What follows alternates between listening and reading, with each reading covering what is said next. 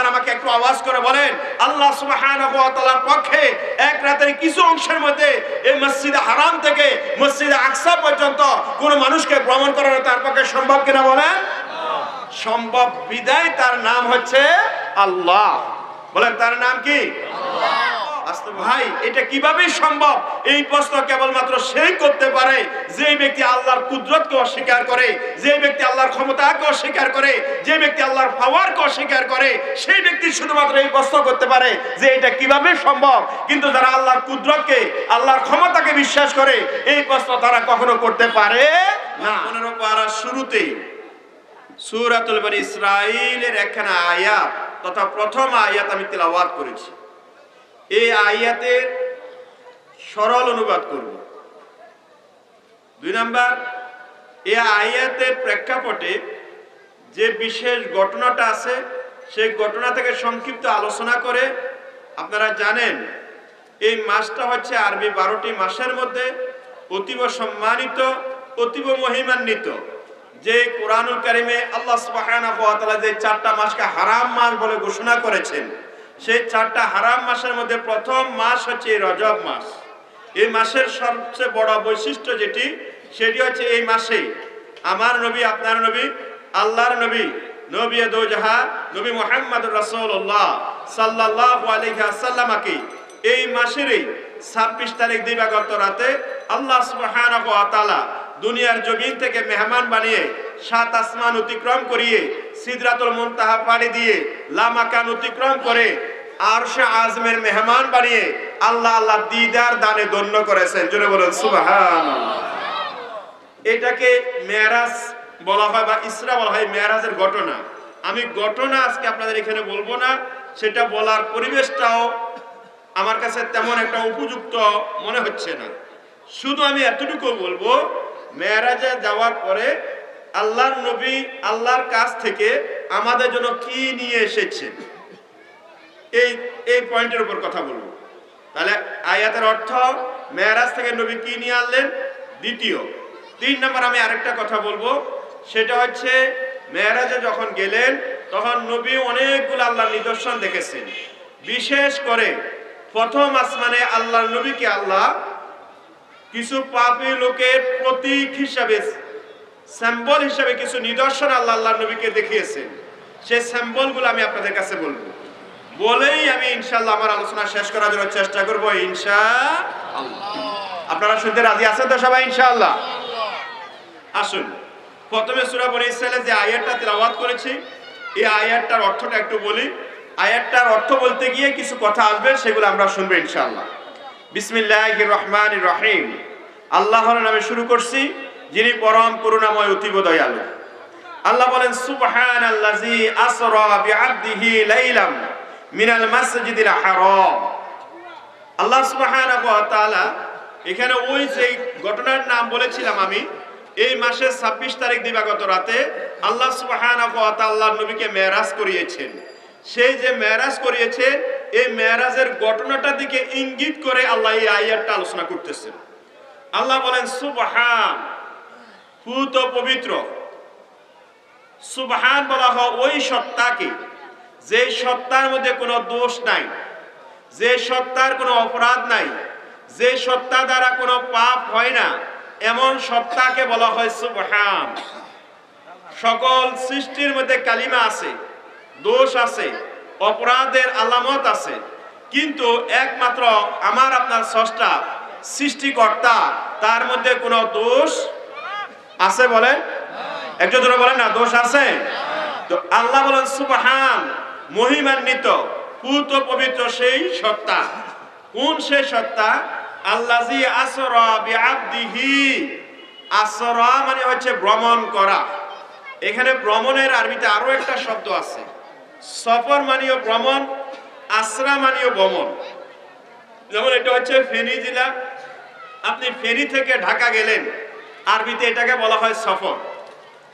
কিন্তু এখানে আল্লাহ সুবহানাহু ওয়া তাআলা নবীকে যে উর্দু আকাশে নিয়েছেন বা আরশে নিয়েছেন, ভ্রমণ করিয়েছেন, এই ভ্রমণটাকে আল্লাহ সফর বলেন নাই, এই ভ্রমণটাকে আল্লাহ এখানে ইসরা বা আসরা বলেছেন। আসরা মানে হচ্ছে ভ্রমণ, আসরা বলা হয় ওই ভ্রমণকে যে ভ্রমণটা রাত্রিবেলায় করা হয়। রাত্রিবেলায় যে ভ্রমণ হয় এই ভ্রমণকে বলা হয় আসরা। এই কারণে আল্লাহ সুবহানাহু ওয়া তাআলা বলেন, পুত পবিত্র সেই সত্তা যিনি রাত্রিবেলায় ভ্রমণ করিয়েছেন স্বীয় বান্দাকে। কখন ভ্রমণ করিয়েছেন? লাইলাম, রাত্রিবেলায়। কোথায় থেকে কোথায় পর্যন্ত ভ্রমণ করালেন? মিনাল মাসজিদিল হারাম ইলাল মাসজিদিল আকসা, মসজিদে হারাম থেকে মসজিদে আকসা পর্যন্ত। মসজিদে হারাম হচ্ছে আমরা যারা সৌদি আরব গিয়েছি, বিশেষ করে যারা হজ করার জন্য গিয়েছি, আল্লাহর ঘর খানায় কাবা, বাইতুল্লাহ শরীফের চারপাশে যে গড়টা, এই গড়টাকে বলা হয় মসজিদে হারাম। কোন এক রাতে আল্লাহ নবী সাল্লাল্লাহু আলাইহি সাল্লাম এই মসজিদে হারাম বা কাবা ঘরের পাশে হাতিমের মধ্যে শায়িত ছিলেন। ওইখান থেকে জিবরাইল আলাইহিস সালাতু ওয়াস সালাম মাধ্যমে আল্লাহ সুবহানাহু ওয়া তাআলা নবীকে বুরাকে চড়িয়ে মেরাজে নিয়েছেন। এই কারণে আল্লাহ সুবহানাহু ওয়া তাআলা বলেন এখানে আসরা বিআবদিহি লাইলাম মিনাল মাসজিদিল হারাম, মসজিদে হারাম থেকে কোথায় পর্যন্ত? মসজিদে আকসা। মসজিদে আকসা হচ্ছে মসজিদে হারামের পরে দ্বিতীয় সম্মানিত মসজিদ। পৃথিবীতে সকল মসজিদের মর্যাদা সমান, তবে তিনটা মসজিদের মর্যাদা হচ্ছে অতুলনীয়। তিনটা মসজিদের মধ্যে প্রথম মসজিদ হচ্ছে মসজিদে হারাম, দ্বিতীয় মসজিদ হচ্ছে মসজিদে আকসা, তিন নম্বর মসজিদ হচ্ছে মসজিদে নববী। এই তিনটা মসজিদ ছাড়া অন্য কোন মসজিদে গেলে সওয়াব বেশি হবে, নেকি বেশি হবে, এই উদ্দেশ্যে গমন করা জায়েজ নেই। আল্লাহ নবী সাল্লাল্লাহু আলাইহি ওয়াসাল্লাম হাদিসে ইরশাদ করেছেন, লা তাশুদ্দুর রিহালা ইল্লা ইলা সালাস মাসাজিদিন, আল মাসজিদুল হারাম ওয়াল মাসজিদুল আকসা ওয়া মাসজিদি হাযা। উচ্চস্বরে বলেন আল্লাহু আকবার। তিন মসজিদ ছাড়া অন্য কোন মসজিদে গেলে সওয়াব বেশি হবে, এই উদ্দেশ্যে যাওয়া যাবে? বলেন না, যাওয়া যাবে? সকল মসজিদের মর্যাদা আল্লাহর কাছে সমান। শিলোনিয়া বাজার মসজিদের যে মর্যাদা, আপনাদের এখানে যে মসজিদ আছে এই মসজিদের সেই মর্যাদা, নোয়াখালী কেন্দ্রীয় মসজিদের যে মর্যাদা, ফেনী কেন্দ্রীয় মসজিদের সেই মর্যাদা, নোয়াখালী ফেনী কেন্দ্রীয় মসজিদের যে মর্যাদা, বাইতুল মুকাররমের মসজিদের সেই মর্যাদা। শুধুমাত্র তিনটা মসজিদের মর্যাদা সম্মান আল্লাহর দরবারে বেশি। এর মধ্যে এক নম্বর হচ্ছে মসজিদে হারাম, দুই নম্বর হচ্ছে মসজিদে আকসা, তিন নম্বর হচ্ছে মসজিদে নববী। আল্লাহ সুবহানাহু ওয়া তাআলা আল্লাহ নবীকে মেরাজ যে ঘটালেন, সংগঠিত হলো, সেটা শুরু হয়েছে মসজিদে হারাম থেকে। মসজিদে হারাম থেকে মসজিদে আকসা পর্যন্ত তৎকালীন সময়ে পায়ে হেঁটে যেতে অন্তত 1 মাস সময় লাগতো। কিন্তু আল্লাহ সুবহানাহু ওয়া তাআলা আল্লাহ নবীকে 1 মাস সময় লাগান নাই। এখানে বলেন লাইলাম, রাত্রিবেলা এক রাতের কিছু অংশের মধ্যে আল্লাহ সুবহানাহু ওয়া তাআলা যে জায়গায় 1 মাস সময় লাগতো সেই জায়গাকে এক রাতের কিছু অংশের মধ্যে আল্লাহ নবীকে ভ্রমণ করিয়ে দিয়েছেন। জোরে বলেন সুবহানাল্লাহ। প্রিয় হাজিরিন, শুনুন, আয়াত আল্লাহ পাক বলেন যে মসজিদে হারাম থেকে মসজিদে আকসা পর্যন্ত ভ্রমণ করিয়েছেন। এখন প্রশ্ন হবে কেন ভ্রমণ করিয়েছেন?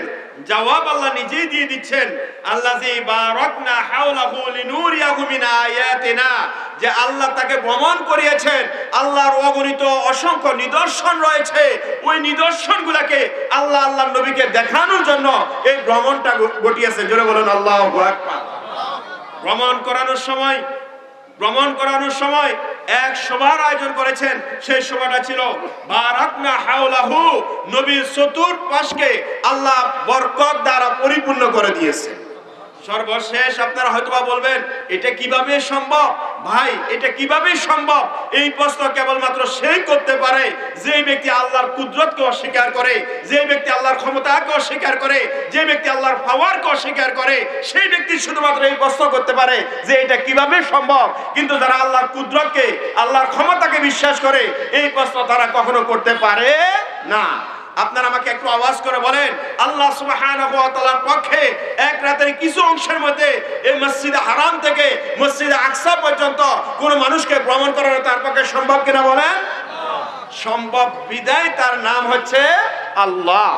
বলেন, তার নাম কি? আল্লাহ। আসতে বলছেন, আরো জোরে বলেন, আরো জোরে বলেন, আল্লাহ। আর তিনি সেই আল্লাহ, ইন্নাহু হুয়াস সামিউল বাসীর, তিনি হচ্ছেন সর্বশ্রোতা এবং সর্বদ্রষ্টা। প্রিয় হাজিরিন, এই আয়াতের ভিতরে আল্লাহ সুবহানাহু ওয়া তাআলা সুস্পষ্টভাবে নবীর মেরাজ যে হয়েছে সে মেরাজের প্রাথমিক বর্ণনাটা দিয়েছেন।